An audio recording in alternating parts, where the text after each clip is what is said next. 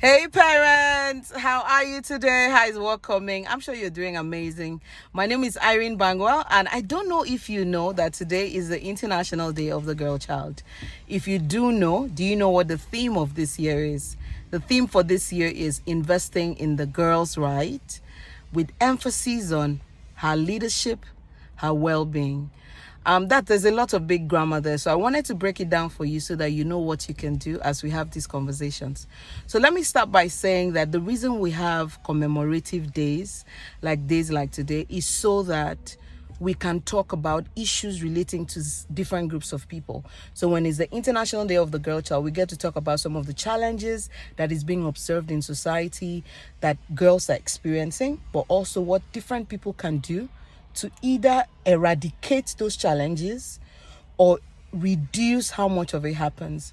So if you live in Africa and Nigeria, you know that there are loads of problems that girls face, all right? And the problems girls face, it's not that they are more than other people. It's just that today is the day to talk about the problems that girls face, and we want to pull in as many stakeholders as possible, to take responsibility. Stakeholders mean people who work with the girl, supervise the girl, see the girl, have any relationship with the girl, whose decisions can help improve the well-being of girls. And if you ask me, top of the list of stakeholder for girls is parents. So if you're a parent of a girl, I celebrate you.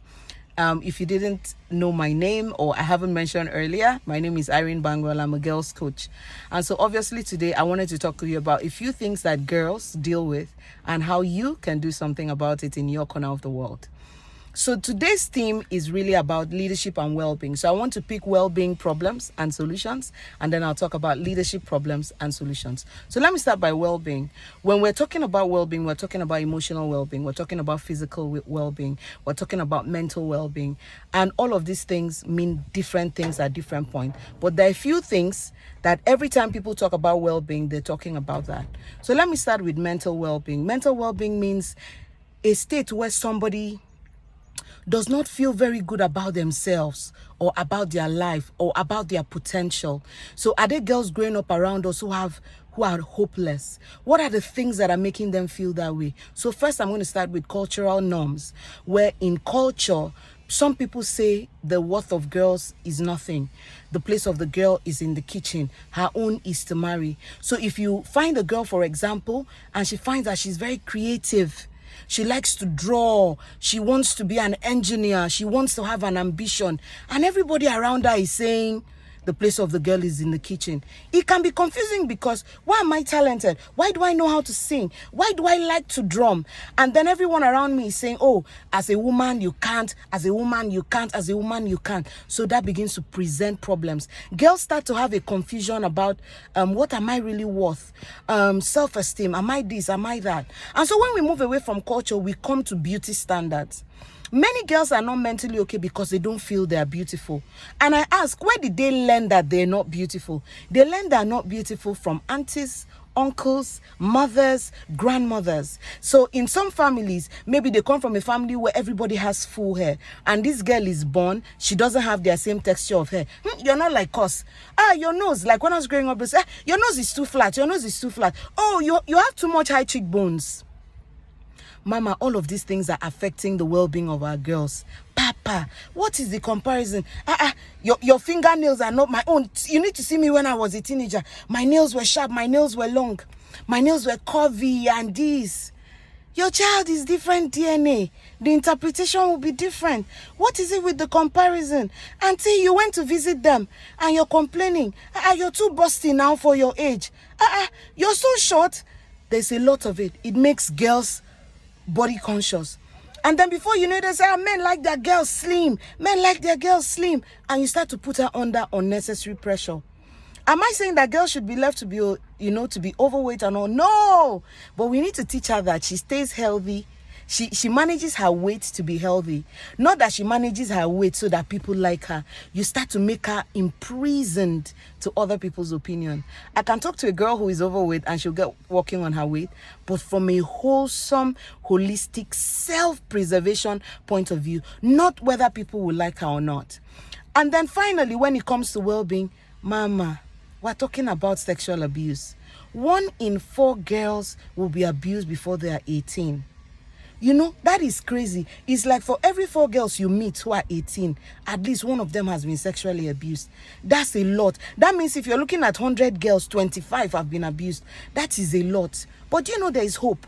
Because new research shows that when girls get sex education, that it drastically reduces sexual abuse. Why? Because many times when sex education is done right, it will teach children the signs to note when someone wants to abuse them. That is, they will note the signs and they will know how to protect themselves. They will know how to remove themselves from a situation that can end in sexual abuse. Did you know that?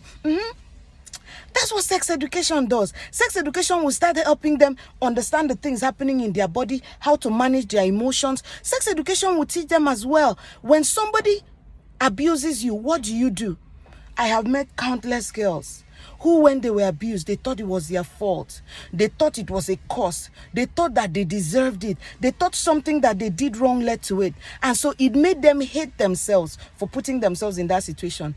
Meanwhile, they were innocent the whole time. Sex education helps children understand that when somebody abuses you, they are the ones that have a problem. The perpetrator is the one with a problem, not you.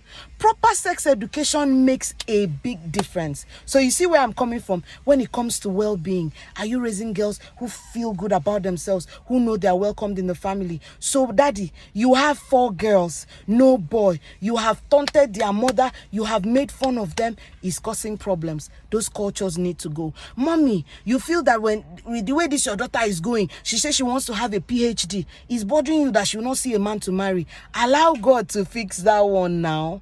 Your own work is to teach her overall, all round. Let her go to school. Let her have character. Let her know what it means to meet a responsible man and what a responsible man looks like, what a responsible relationship looks like. That is your own work. Don't try to be God, to try to reduce her. What if God needs her to be that PhD so that she'll also be able to solve problems, contribute her talent to society? Do you know that if you make her do less than what God has asked her to be, she will never feel good about herself. Life will never be completely sweet for her. So mama, let her breathe.